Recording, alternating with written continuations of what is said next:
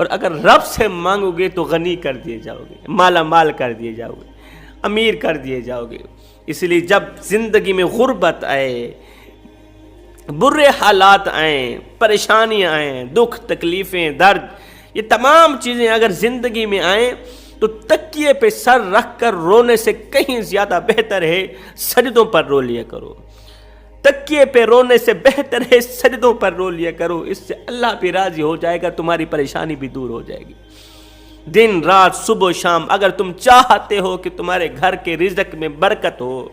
تمہارے مال میں برکت، تمہاری جان میں برکت، تمہاری عمر میں برکت ہو، فرمایا میرے کریم نبی کی ذات پر درود شریف ہر حال میں پڑھتے رہنا۔ میں دعا کرتا ہوں اللہ تعالی ہمیں اچھی نصیحتوں پر عمل کرنے کی توفیق عطا فرمائے، ہمیں نماز پنجگانہ با جماعت ادا کرنے کی توفیق عطا فرمائے۔ آقا کریم علیہ الصلوۃ والسلام کی ذات پر درود شریف کے نذرانے پیش کر